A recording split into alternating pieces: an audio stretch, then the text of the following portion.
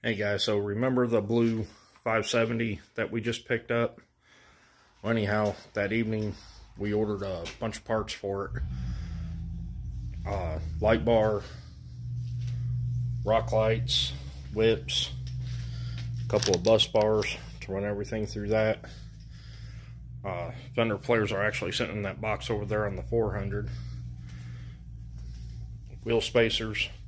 And tires are still on their way, waiting for the tires to get here, in which case we're going to pull these tires off, mount the larger tires on there, get the wheel spacers in there, along with the fender flares. I think that'll make it look a lot more beefier on the sides.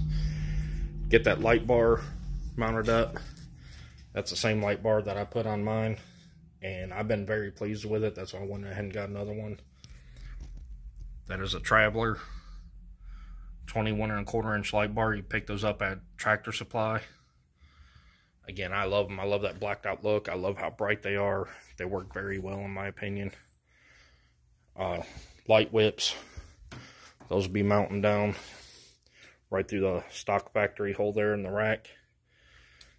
You can look at the threads and they're almost perfect. The diameter for that hole there in the rack. You can see I already got one started here. Still got to tighten it down, but give you an idea how it's going to set. That'll be real nice to get those on. Rock lights, of course, go up underneath the fender, shining down on the tires. So let's get to it. Alright, you can see here I got the seat off, the back seat off, and battery is located underneath the seat here on these Gen 2s.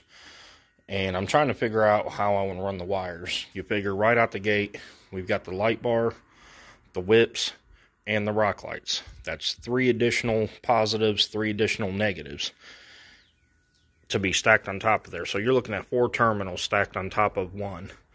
And I never did care for that. If you watch my videos in the past, you'll see that I did a bus bar setup.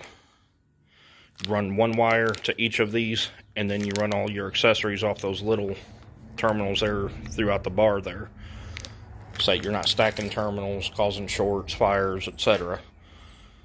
So I'm looking for a clean place where I can go ahead and mount those and not take the box away like I've done on mine. The Gen 1s, this was a storage unit, as it is on this model as well. And I use that for a secondary battery, and all my electronics went in there. I'm going to try to avoid that if I can. So I'm going to look the machine over, see if I can find a better way of doing this before I get started. One thing I do know for sure, I love this up here. I think that'll be perfect for the switches to mount to those lights. And even better yet, looking on the inside, they're pre-lined to go ahead and start your drilling. And I'm going to use a step drill bit to go all the way through, and that'll give me the diameter that I need for the light switches that I'm going to use there. And the ones I actually ordered, they have a rubber gasket, and that goes around them, help prevent the contaminants from getting in. They're a blue to match the scheme of the 4-wheeler. They light up blue. Should look really nice once they're done.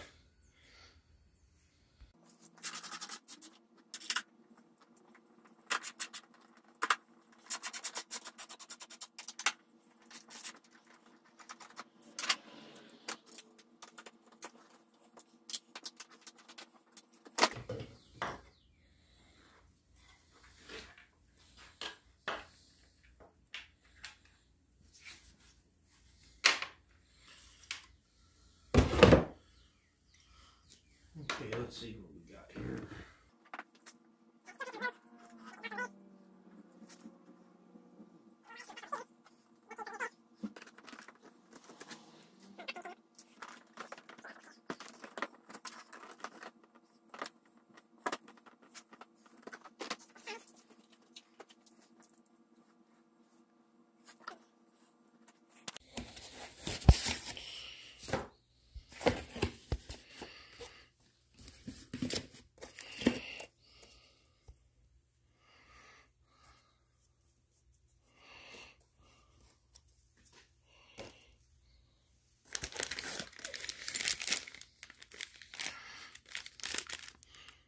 Typical oil bracket hardware. A little better than the basic angle iron stuff that you get sometimes.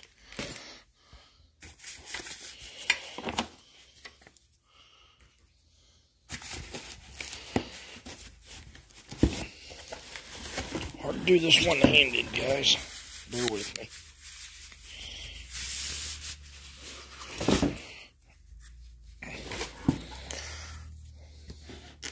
Give you a better idea what it looks like there.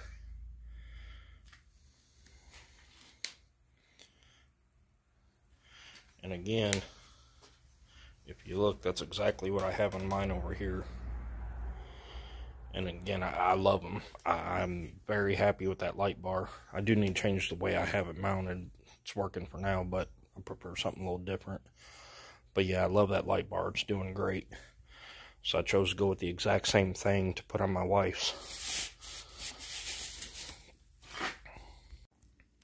So I'm working on getting this light bar installed, and it was just too wide. The holes in the mounts just simply would not match up with this here. So it does need to go a little further back. There was a couple holes pre-drilled, just like that one and that one there. There's one just like this sitting in. You can see this little recess here.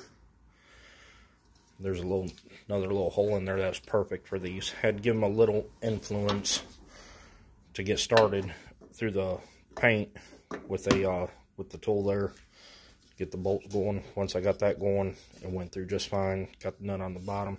But I did have to do these with the feet angled in, just because the width of the light bar.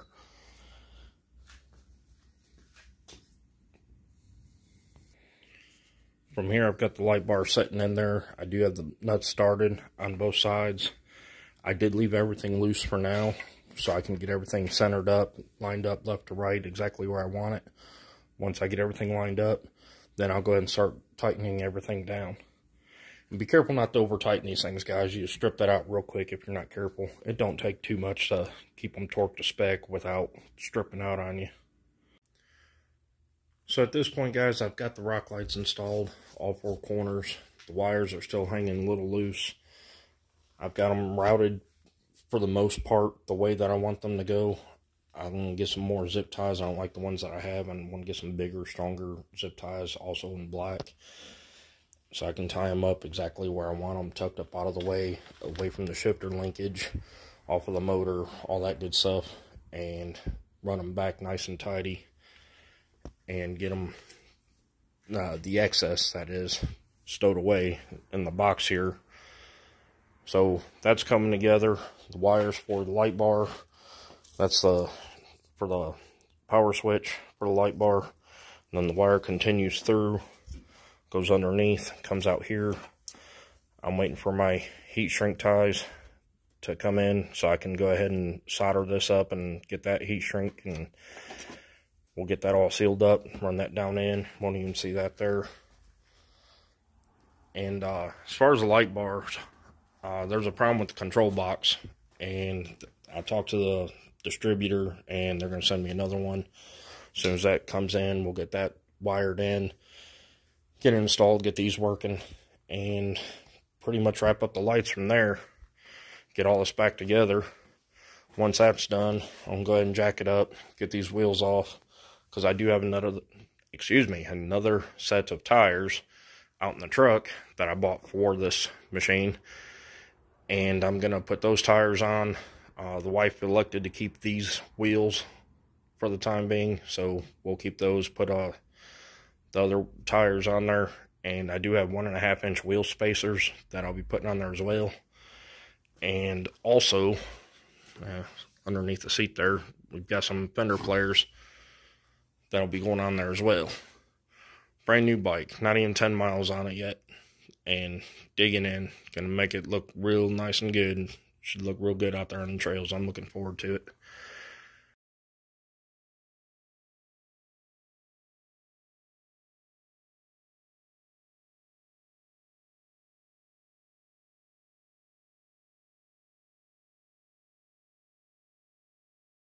Once I get done with hers, I'm going to go ahead and do some more to mine.